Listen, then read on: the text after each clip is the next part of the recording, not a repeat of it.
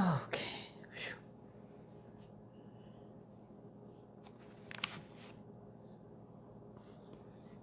I feel like if I just put this right here, I'll be okay. Okay. Hello, worthy women. Is it 6:01? All right. Welcome, welcome, welcome to Worthy Wednesday. Worthy women, I don't know where you are in these great United States of America. Hello, sis. But I am telling you, in the great state of Arizona, we have had a drastic temperature shift, and I am not about that life. Now, let me tell y'all a story about me. We moved because my father was in the military, and anyway, we ended up in Alamogordo, New Mexico. I know most people don't know where that is. It's fine. And so they did have 4 seasons. I mean, technically, I feel like we had 3 seasons. We had really, really extended summer. We did have a winter, and then we had a spring. Like fall, we didn't really have it. We just skipped it. So it would be really, really hot. Then it just get cold all of a sudden, and then it would, come back around. Anyway, but when we moved to Arizona, I thought I had experienced hot. It's a no. Okay. Now, the only place that I've been that's hotter than here is Las Vegas. And because Las Vegas has humidity, y'all. But when I tell you, I literally put on fuzzy socks today. Okay, it's a no for me. I do not do the cold. And it's so funny because I sent a message to Gianna and I was like, it's so cold here. And she was like, Mom, now y'all know she's in Oregon. She was like, Mom, it's 32 degrees right now. And I was like, it's like 40. Okay, it's probably been like 60. I don't know, but it's really cold. And then it's supposed to warm up this weekend. Thanks be unto God, get us back to those low 90s, 88, 89, 90, 91. Thank you, Jesus. I mean, I know technically I should not be complaining about that because we have summer from like February till almost Thanksgiving. But listen, when you love the heat, you love the heat. And I love the heat, you guys. So I don't know what I'm going to do when I live in a different state, but I don't have to think about that right now because I'm not in that state yet. So tonight is the final Wednesday in October, which almost seems crazy to me when I think about where we were in July, and now we are heading into November. At the end of this week, it seems unprecedented how fast time has flown by. I'm going to make one statement. Please exercise your right to vote, period. Just vote. Everybody needs to vote. It's our civic duty as citizens, and we need to vote. So do not tell me who you're voting for. I am uninterested in that. But if you know people that have not, tell them. Everybody needs to vote. The nation is bleeding, and we have got to get it together. Anyway, I didn't really know what I was going to talk about tonight for the last week of October, the last worthy Wednesday in October. I kind of felt like we had exhausted everything about fear, and I didn't really think that I had anything to say more about it. And then I did. So tonight I want to talk about the fear factor. So I want to start out by giving us a little bit of a review because I feel like that's just the teacher in me. So we started out this month talking about fear, and fear is an unpleasant, often strong emotion caused by anticipation or awareness of danger. We've learned quite a few things this month about fear. Number one, that first, fear distracts you and then it destroys you. It's so easy to get our eyes off of the goal, off of the plan, off of the purpose, because we get in fear about what's happening during that process, and then we are distracted. And once you are distracted, you can be destroyed. Fear is a killer. It's a killer of dreams and hopes, beliefs, confidence, worth, value. And in order for you to live, it's a little bit naive to say, I'll never be afraid, I'll never have fear, because that's not always true. Fear is always present. But what is true about us as worthy women is that we have a choice to make every time fear shows up. So over the last 3 weeks, I gave you 3 things that you needed to think about in order to destroy fear in your life. Number 1, you must acknowledge that you have fear. You can't say you're going to grow up from something or that you're going to change something about your life unless you acknowledge that you actually have it. And it's an area that must be addressed. It's an area that must be changed. So week 1, we talked about acknowledging fear. Week 2, I said that you must replace fear. That means that you must put something new. I think that was my most favorite part of replacing, is that sometimes, like when you change a battery, sometimes you don't go find brand new batteries. You might take the batteries out of a remote and put them in the other remote because you don't use it as often. But when you are replacing fear, you have to replace that with something new. That means there can't be any residue left over from what was there when fear occupied that place. You have to put new everything, new hope, new life, new joy, new peace, new satisfaction. Everything must be new when you replace fear. And last week we talked about you need to deny fear. You need to deny its entrance or residence. And how did you do that? Well, you have to declare that fear is untrue, and you have to refuse to grant it permission. So that meant when we talked about not, my slang word from middle school, where we acknowledge the absence of fear, and we're saying that we refuse to let fear dominate in our lives anymore. So this week, I really thought a lot about what is something I think that I could leave with all of us, because this is not just me talking to you, encouraging you, worthy women. This is me talking to myself, encouraging myself as a worthy woman. And so I thought about fear factor. Shout out to Belinda if she watches this live or she watches it. She made a post about fear is not a factor. And I thought about it for like 4 or 5 days. I was like, wow, that's really impressive. Like fear is not a factor. But when I was getting ready for this week, I was like, well, is it or isn't it? And so I thought about this show, Fear Factor. Y'all remember that? First of all, let me tell you some fun facts about that show. It started in 2001 and it was on TV until 2018. First of all, how are you on TV for 17 years? Literally 17 years. So it started out on a major network, and then Ludacris and all these people took it with Joe Rogan, and they took it to MTV, and then they had Fear Factor Celebrity, Fear Factor Firefighter. Like they just did so many different genres of the show, Fear Factor. But the definition of Fear Factor, what the show was described as, was this. This is where contestants were challenged to perform a number of terrifying and disgusting stunts. Okay, so I don't know if y'all have ever seen Fear Factor. I'm pretty sure all of us in the Worthy Women group at one time in our lives have seen Fear Factor. So for example, people would have to eat bugs. Okay, they had to eat cow's brains. So many, things that you would never think that people would have to eat. That was part of the challenge. People would have to lie down with tarantulas, with snakes,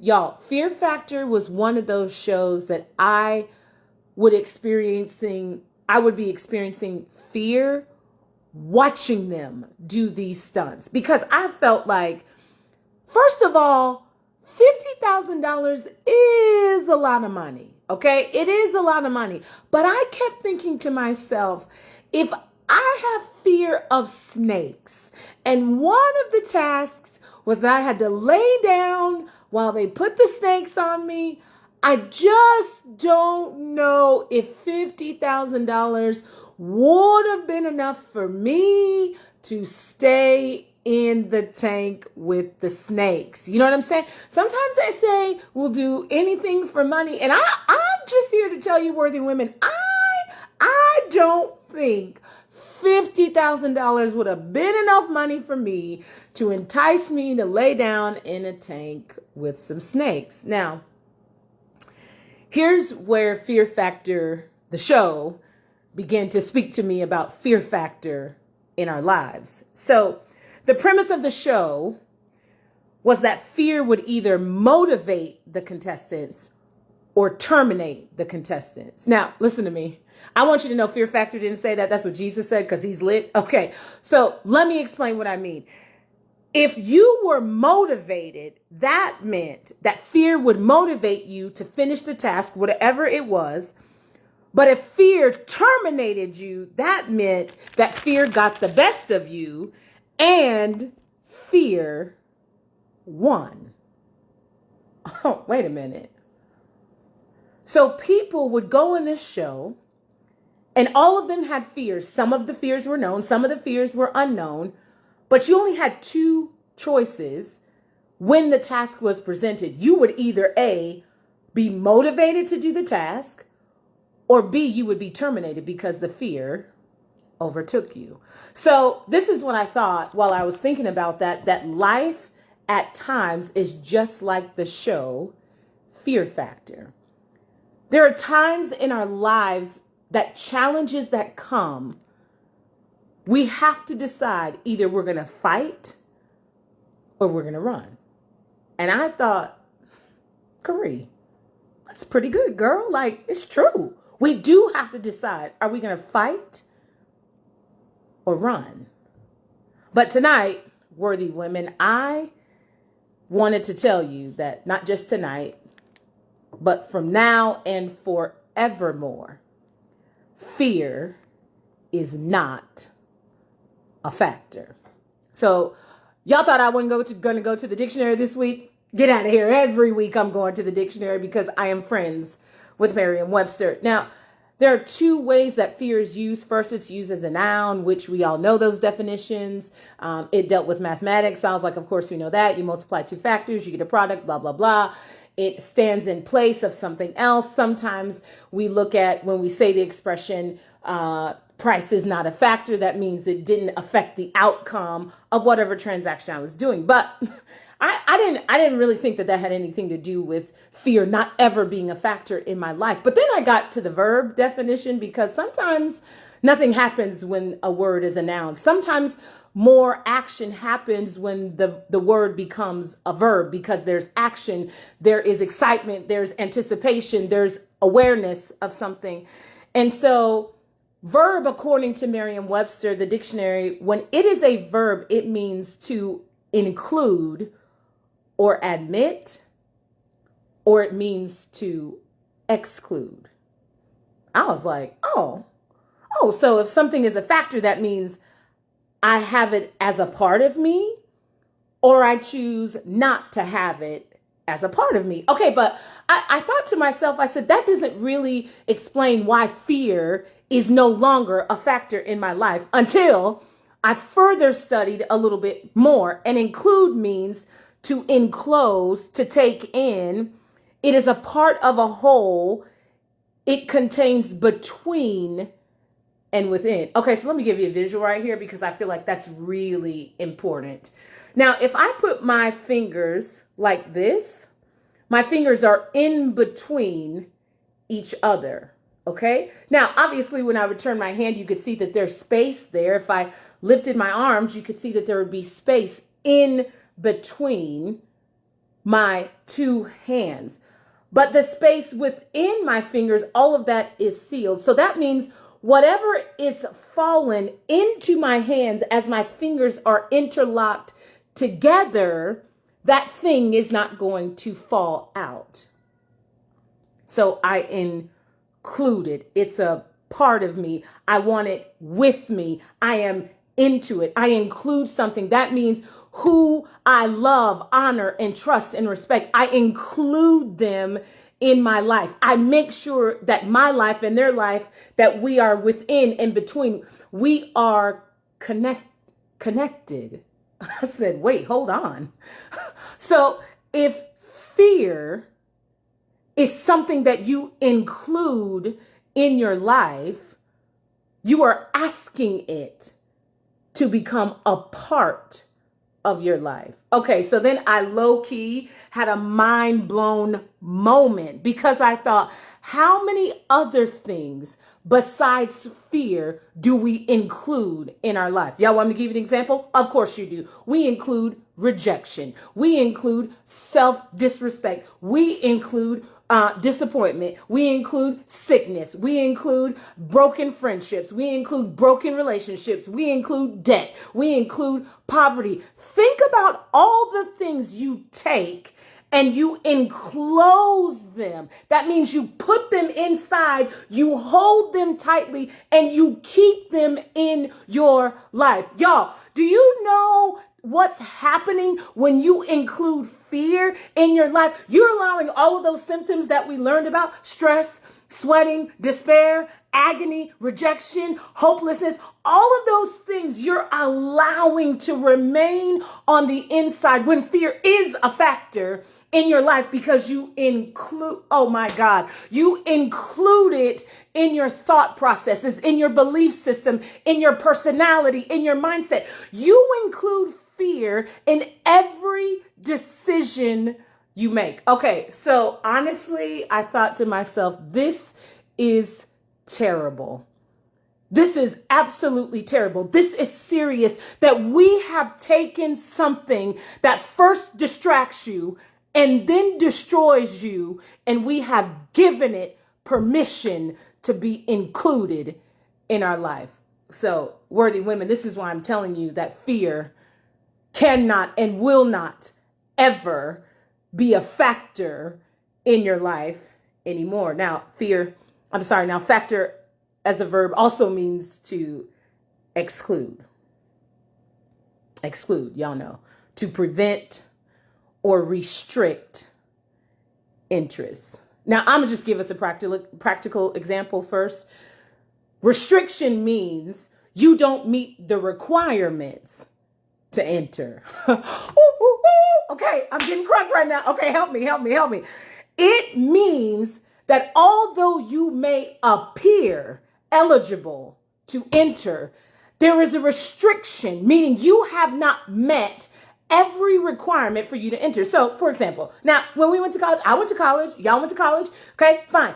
I remember the first time I went to a party with one of my friends, Lenice, and we had to be 21 to enter. Okay, there was an age restriction. If we weren't 21, which we weren't, we were 19, it meant that we were not supposed to enter. Now, the reason why they wanted you to be 21 is because they were serving alcohol and they were not going to be responsible for anyone who was not of the legal age to drink. Y'all get that? So they were excluding people on purpose because they wanted to restrict their level of responsibility. Y'all, this is exactly what happens with fear. Fear places so many restrictions on your life that it prevents you from living your life. But because we are so enticed to go into places that we're not supposed to go, to be in things that we're not supposed to be in, to hang out with people that we're not supposed to hang out, we would rather risk getting caught instead of being excluded. Oh my God.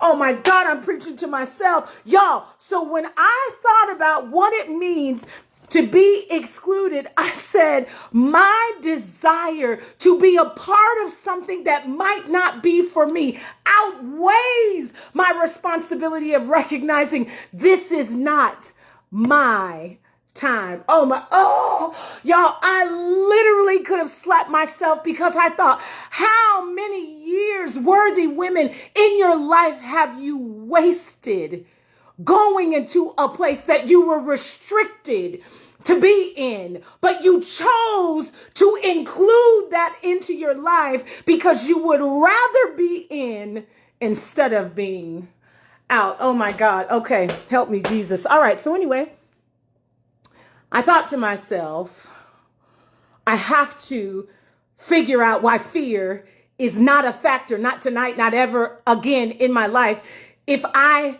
decide to include it or exclude it. So this is really, I had a moment after this. Y'all know how we say, just do it afraid. Do it afraid.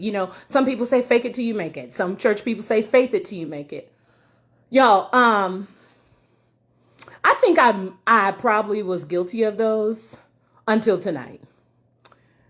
Because I realized after understanding that fear is not a factor, if I say do it afraid, I'm including fear when I'm doing it. Wait, I'm going to break it down. Wait, okay. So why is this a problem? Because every time you go to do something, you think that because you do it, and fear is included in the process, in the action of you doing this thing, you think, well, at least I'm doing it, right? Okay, just do it, Karee. Just do it afraid. Do it with fear, because afraid means to be filled with fear. So I'm filled with anxiety. I'm filled with hopelessness. I'm filled with despair. I'm filled with anger. I'm filled with all these things, but everybody's coaching me and cheering me on, saying, yeah, girl, just do it afraid. Do it afraid. And fear is like, yeah, do it afraid. Let me be included in every decision, in every action that you make, because as long as you go to do something, you're going to be so fearful while you do it, you won't even understand the journey, because all you're thinking about is, I've got to keep fear close to me. I've got to keep fear in between and within. I have to include it in everything I do, every action, every word, every movement. Everything about me says, I did it with fear. Me and fear are best friends. Absolutely not. No, ma'am. Because what I need to do is say this. I cannot include fear in the things that I do when I go to do them, because I am now accepting that if I decide to do something, fear is supposed to accompany me. Y'all, worthy women, let me tell you something. When you get ready to do something new, I know, because I'm speaking to myself and I've had this experience, there is a small amount of you that thinks, I'm not sure. I feel a slight amount of fear. I feel a little bit of pressure. I'm not sure if this is the right thing, but I do believe that this is where I'm supposed to be. I do believe that this is where I'm supposed to go. But if you accept that your decision to change your life is because of fear, then you have missed the whole point of changing your life. Because what fear does is it distracts you. So it distracts you from the goal. The goal is that you're going to go back to school and get your master's degree because they're going to pay you $50,000 more at your current employee. But what fear does when you step out to apply, when you step out to do the FAFSA, it says, no, don't do it. No, you don't know what you're doing. Just stay with me, stay where you are. Don't go anywhere, don't do anything. But let me tell you something tonight, worthy women. When you decide to make a change, exclude fear. When you fill out that application and go back to school, do it. Fear has nothing to do with it. Why doesn't it? Because, worthy women, fear is not a factor. So I kept thinking to myself, I said, my mind is literally blown. And I said, fear comes because what we're attempting, what we're planning, what the direction that we're going in is an unknown. But do you know what is not an unknown? My decision to fear. See, that's how fear gets included, because it distracts you from doing what you're supposed to do, and it destroys what you were headed to do, because I decided that the choice I needed to make was to be distracted by fear, and now my decision has been destroyed. Oh my God. Okay. All right. So here is how we exclude the fear factor. It says to prevent or restrict entrance. So fear is not a factor worthy women, when you are moving. See, here's what this is the revelation I got. When we are still, we hold on to fear tightly. But when you are moving, see, a decision means I have to now move from where I am to the place I am supposed to be. You don't become a senior in high school by repeating ninth grade 3 times. You become a senior in high school by passing ninth grade, then becoming a sophomore, then becoming a junior, and finally becoming a senior. But just because you're a senior, it doesn't mean that you graduate. The only way that you graduate is to pass your senior year. See, graduation is the reward. It's the reward for looking at fear and saying, I am excluding you from this decision that I have made to change my current position in ninth grade to 10th, to 11th, to 12th, and then to the stage where I walk across and get my diploma. Worthy women, does that mean that fear won't come? Absolutely not. Listen, I'm never going to stand up here tonight. I'm standing up. I'm never going to stand up here and tell you that fear won't come, because fear always comes. Fear always comes. But the definition of excluded means to prevent or restrict entrance. So when fear starts knocking at your door, you can open the door and say, wrong address, and shut that door. I couldn't figure out how I was going to make a distinction between what house does fear knock at. Because sometimes you think that fear is knocking at your physical house, and sometimes it does knock at your your real house. But most of the time, fear knocks on your mental house, your mind, and what you think, the thoughts that you think. And if fear can get into those thoughts and change them from thoughts of, I can make it, I can do it, to, well, you're not the most qualified for that position. I'm not sure if you are going to get the promotion. Last week you were tardy 2 times, even though you had a good reason to be tardy. I just don't know if you're actually what they're looking for in the position. No one in your family has ever done what you're attempting to do. See, sometimes fear isn't other people. Y'all, sometimes the fear that we have included is our own thoughts. Our own mind keeps us from making a decision to move forward because fear has been included in our thoughts. Sometimes the fear that we include is in our emotions. It's emotions of, I'm really scared. I don't know if I'm capable. Well, I'm not as smart as that person. Well, that person is prettier than me. Well, this person got her master's degree, and well, I don't have anybody, and well, I'm a single mom, and well, I don't know if I'm ever going to be able to make a change.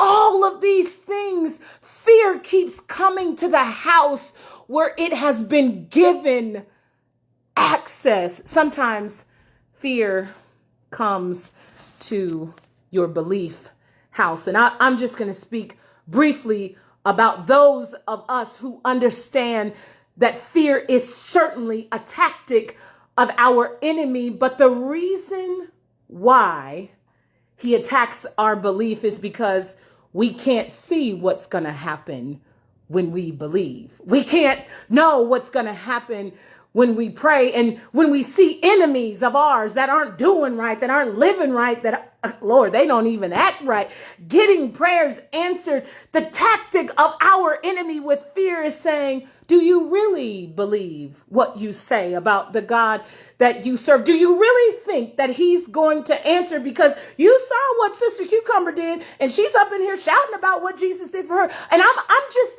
speaking to those of us like me who understand that what you believe changes if you include fear. So I challenge us tonight, worthy women, in an area that is so simple, but it is an area that can be so deadly.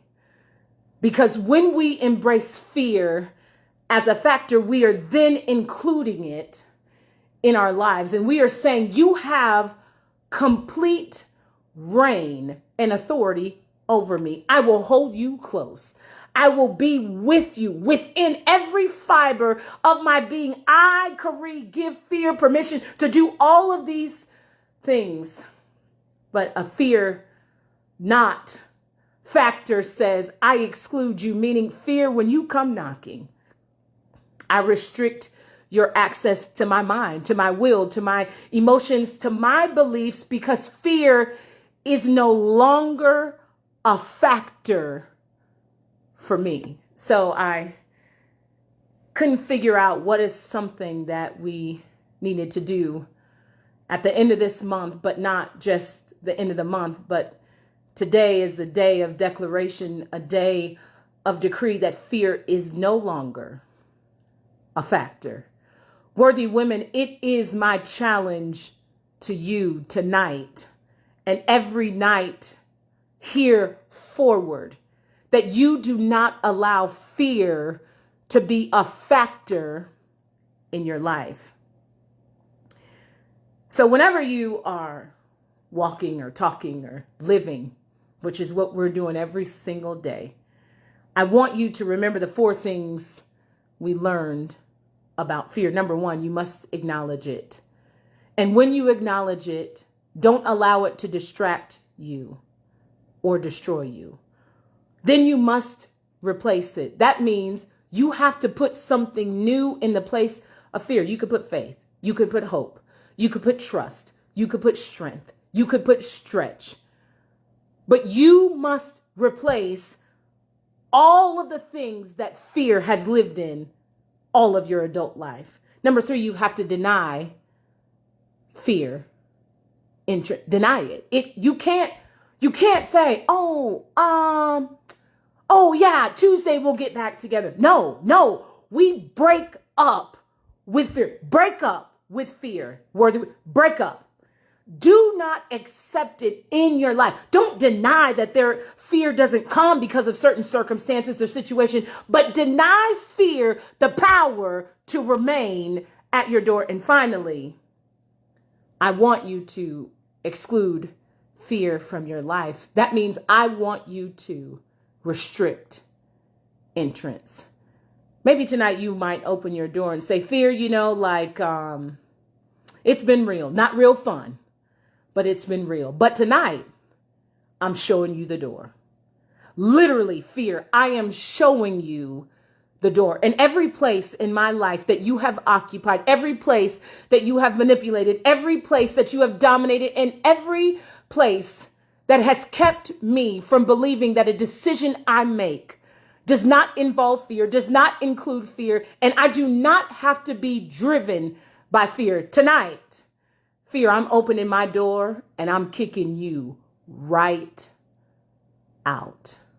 Worthy women, my prayer tonight for you is that you realize that this was not just No Fear October, but you have now entered a no fear life. I love you and I can't wait to see you again until next Worthy Wednesday. But more important than that, do the work. Worthy Women Live Conference coming July 2021. I love y'all. See you again.